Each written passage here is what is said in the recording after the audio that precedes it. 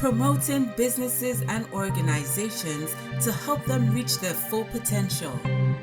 Lighten the path to the success of your business.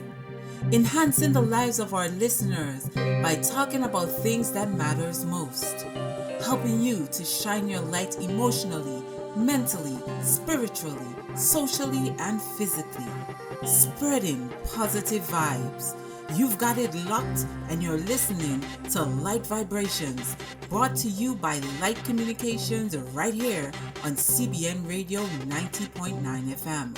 And now your host and our director, Natasha Letson. Hello, you've got it locked and you're chilling with your girl here, Tasha T here, bringing to you another episode of Light Vibrations as we continue our conversation surrounding mental resilience as a part of the Mental Health and Psychosocial Support Project, which is being sponsored by the Pan American Health Organization, the Ministry of Health and Social Development, and the BVI Health Services Authority. Today we have with us Ms. Shanna-K James here to talk about coping with stress. Welcome to the program, Shanna-K. Thank you for having me. Oh, the pleasure is mine. So now a little backdrop. We've had a lot of mental health professionals on the program thus far. Just basically talking about different aspects of mental wellness, and we're trying to promote mental resilience and balance and all of that. So the topic today that we wanted to discuss is basically coping with stress. Okay. We're living in a very stressful time now. We recently had Maria. We're in the midst of a pandemic, working from home, children at home. It's just people losing their jobs. There's a lot going on right now that may heighten that stress factor. So start us off. What is stress, and how do you think, the times that we're living now, do you really think it's a stressful time? Indeed, Natasha, it is a stressful time, and COVID and the Irma and Maria. I wasn't here for Irma and Maria. I came after Irma and Maria, so I'm experiencing the COVID and the stressful events COVID brings on. So stress is any change that causes physical, emotional, or psychological strain. And we have to remember that stress is a normal part of life, right? And it is how we go about managing and coping with those stresses, because if you leave stress to prolong, that's when it causes danger. And those danger could turn out into medical issues and mental health issues that could cause mental health issues. Definitely. And we definitely across the BVI, we have witnessed a wide variety of actions and reactions towards that stress element that we have highlighted so far in the program. But before we get into the juicy stuff, we want to take out, we want to build some kind of resilience, right? So we want to ask, what are some of the best ways to manage stress?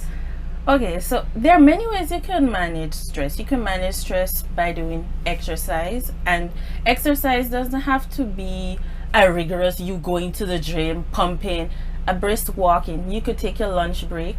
You could walk to the park for 15 minutes. You don't have to drive to go into town. You could walk.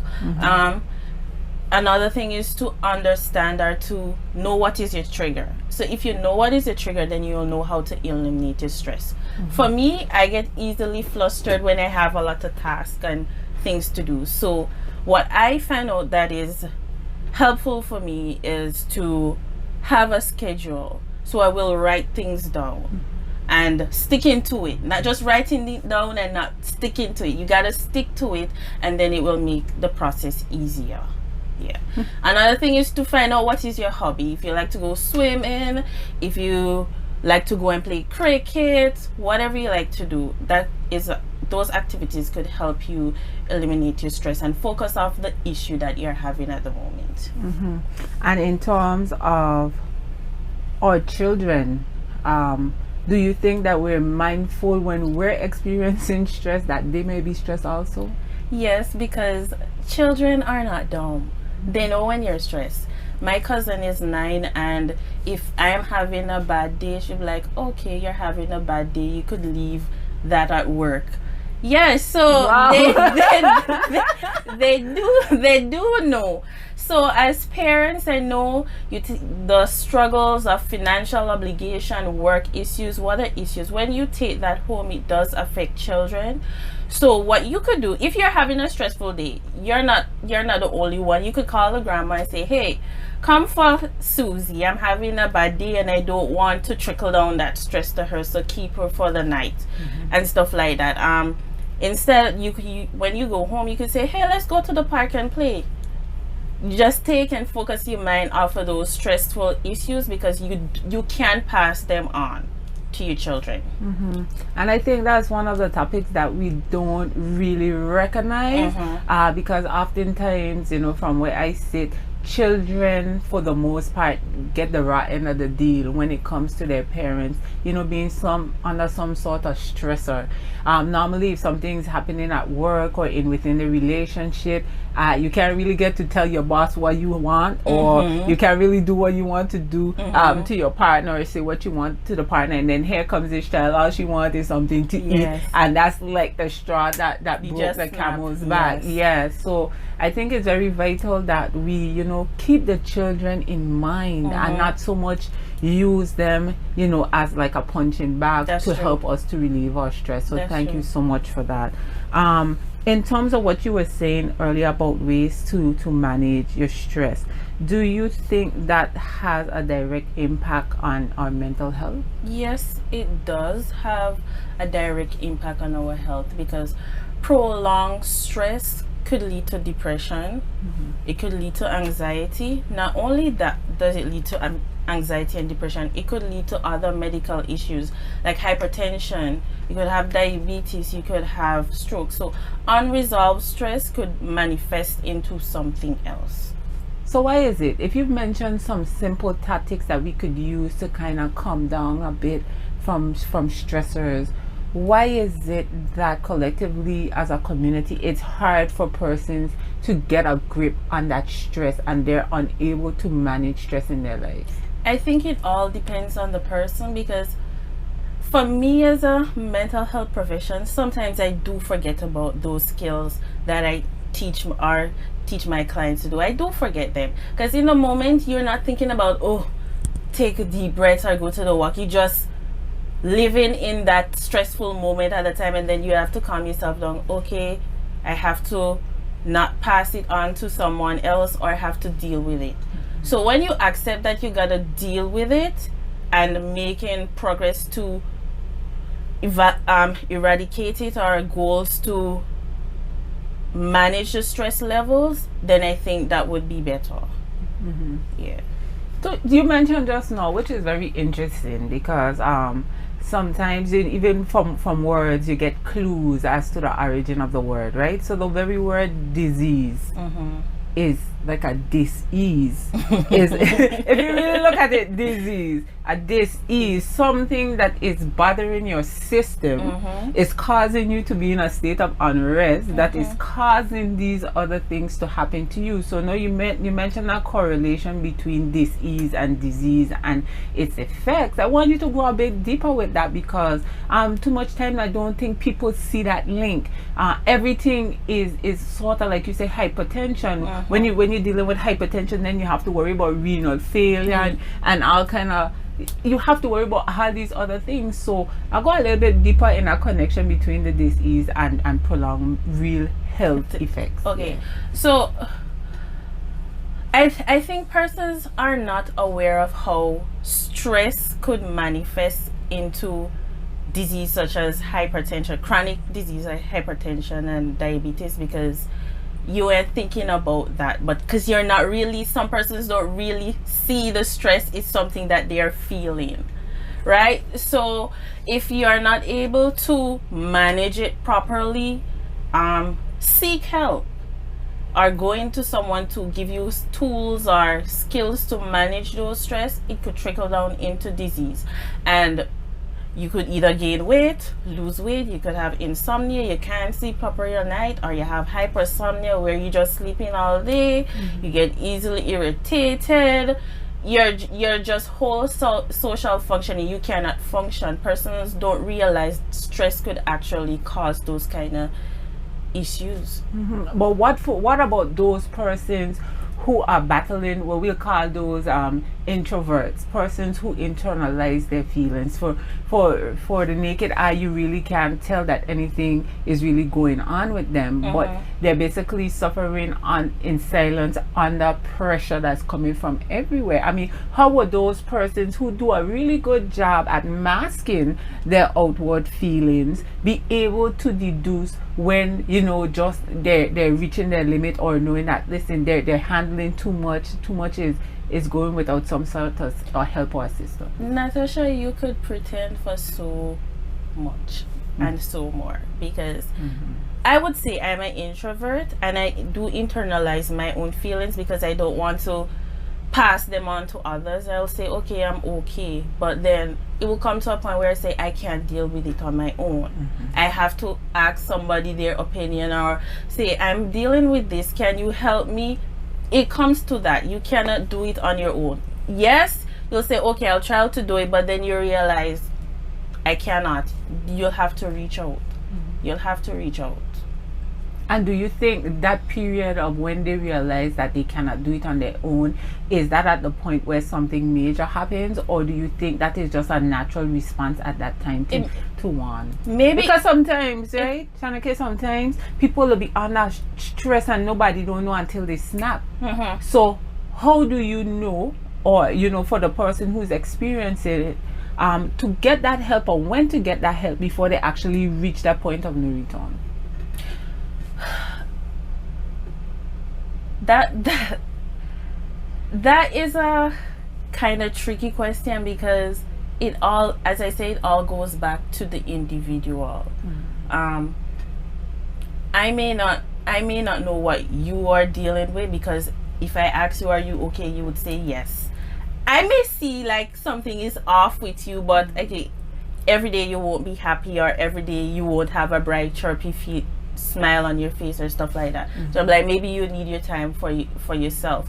But then if you continue in that mood and you whatever, and I do something again and you snap, I may not know what you were going through. So I feel persons should, if you're dealing with a stressful situation, I think you should say, Shanake, I'm dealing with this, and at the moment I don't know how to deal with it, right?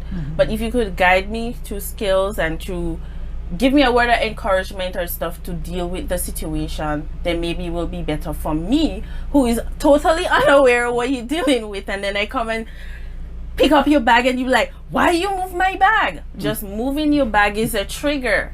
So I feel it will be hard for persons to say what they're going through, because really and truly not everybody wants people in their business. If you're just joining us, you've got it locked and you're listening to CBN Radio 90.9 FM here. Natasha Letson bringing you light vibrations as we continue our education regarding the Mental Health and Psychosocial Support Project, which is being sponsored by the Pan American Health Organization, the BVI Health Services Authority, and the Ministry of Health and Social Development. Today we have with us Ms. Shanake James talking about stress. Earlier in the program, she identified what is stress and best ways to manage stress. So, Shanake, you're giving us a lot of great insight into, you know, the damages that stress can cause and why it's important to control these stressors. But we all know that large amounts of stress can be accounted for on the job. If your job don't stress you out, it got to be you own the company, right? That's true. That's true.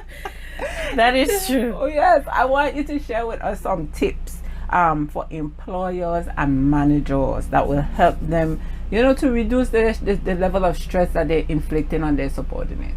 Okay, so for a manager perspective or a supervisor perspective, how they could help their subordinates manage stress is to make the working environment, encourage wellness in the working environment.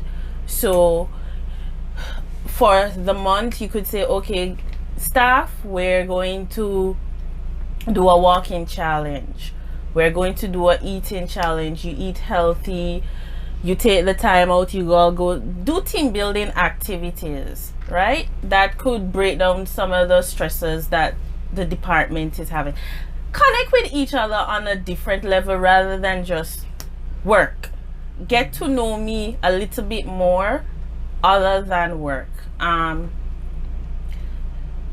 Another thing too is to stick to the task at hand and proper and effective communication. I think that is one of the ways you could manage stress, because you may say something and I really don't understand what you're saying, and then I could go to somebody and say, what is it she's saying? I don't understand what she's saying. It just brings all kind of different stressors into the working environment. So encourage the work environment to be more healthy.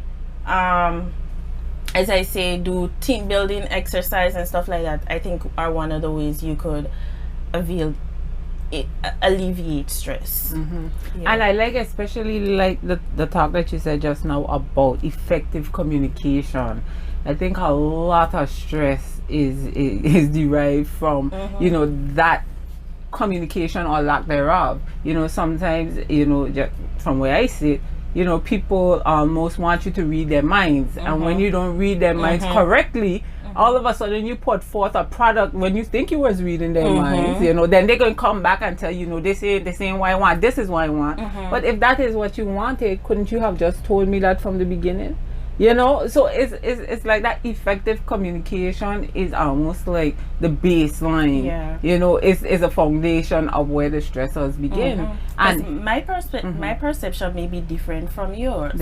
But then if you're a supervisor or a manager that is hard to relate to what you say, I may not understand, and then I'll go with what you say and do how I perceive it, and then there's a breakdown. So you be like, my supervisor is so hard and she's so this, but it's how you communicate with each other. But then what's wrong as a supervisor or a manager? What's wrong with saying exactly what it is you want?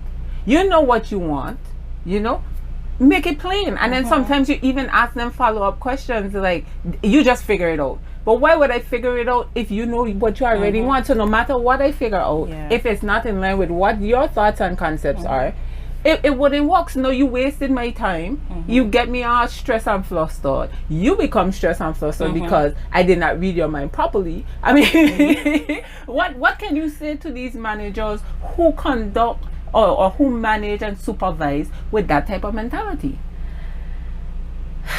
Oh boy.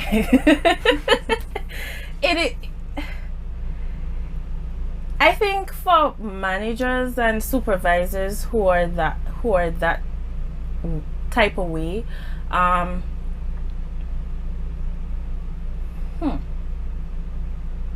really don't know, because I don't have a supervisor or boss like that. Oh, you can't relate. It must be nice.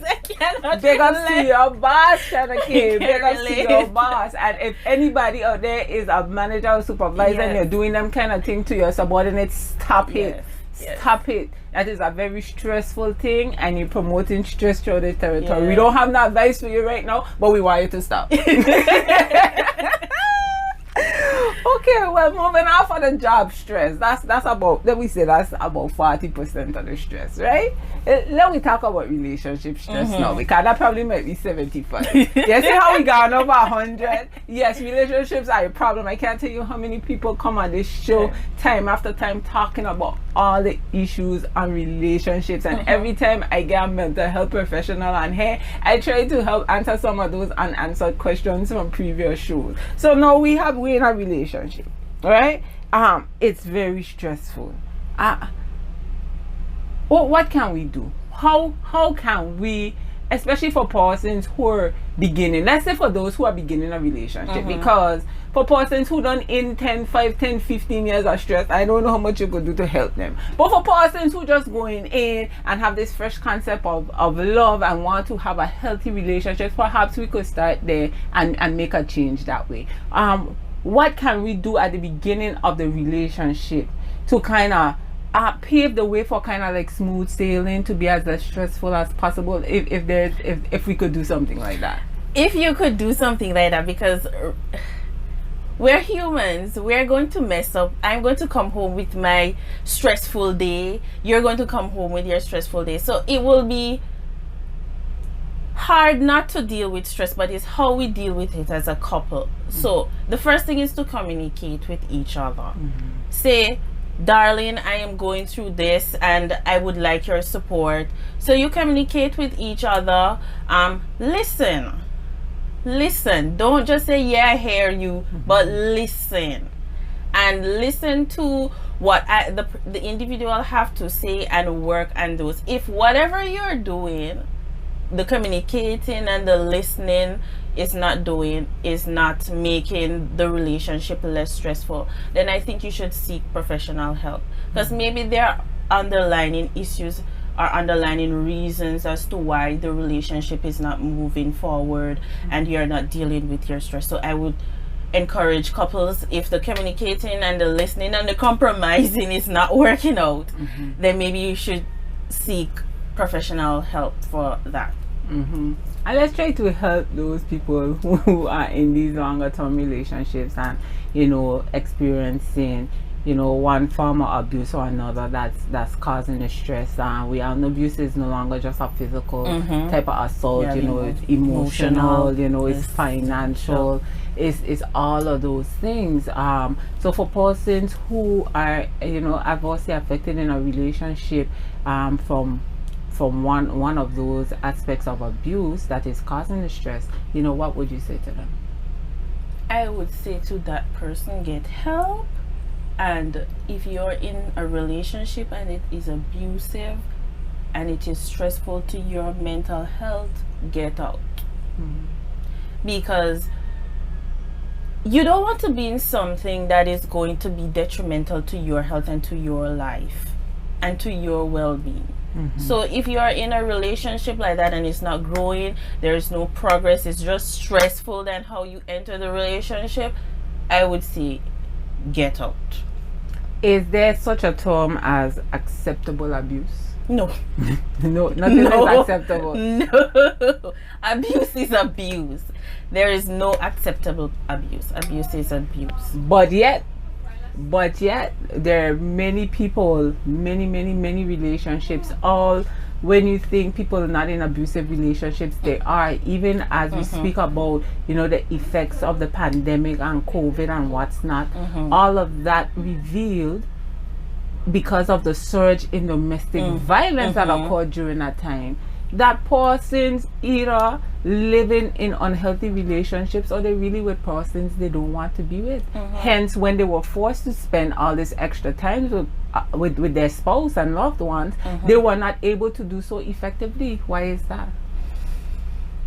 Before the COVID, everybody was going with their normal life. Both persons were working. So the little time that you have to spend, you come from work, you prepare dinner together, you have a little conversation, you go to bed. But then during the COVID and during the lockdown, you get to spend more time with the person. You get to really see a different side to the person that you never see. So whether the person loves to be on their phone, you didn't know that, because now you're actually seeing that, okay, you're always on your phone, why not spend some time with me? So you'll have persons having verbal abuse. One person may lose their job, so there's one person is a breadwinner. You can't spend as you like. So all those stresses and those issues in the relationship, it causes these challenges to happen. And in terms of counseling, because you said seek help, you know, sometimes for persons who are in abusive situations, you know, getting out ain't as easy as said as done. You know, so how effective do you think would be counseling in a situation like that, and at what point do you seek counsel, and who do you turn to as counsel? If you have a trusted family member, or even if you don't want your family member to be all in your space, you could seek professional help. So a therapist or a church pastor or a counselor, they would help you with these stressors. And mind you, counseling and therapy is a way for you to realize the stressors you're going through and give you positive and healthy steps and skills to work through those stress, right? So counseling and therapy does work. And if you're having issues in your relationship, with your work life, with whatever you're having, financial issues, maybe you don't know how to go through it, but if you see counseling, maybe you will get skills and a different mindset and tools to deal with those stressors. What about if you're in a like you're looking at somebody, you know, somebody who is, you know, extremely stressful, and you know they're at their wits end, they're not sure how to manage that, you know, as somebody who's trying to provide support for that person in need, you know, what would you say to these persons that will kind of, you know, empower them or equip them with some kind of knowledge base that could provide assistance for that other person? Okay, I would tell the person that stress is a normal part of life, and everybody do go through stressful situation. I would encourage the person, or to help that person recognize their stressors and give them tools and skills how to work with those stress.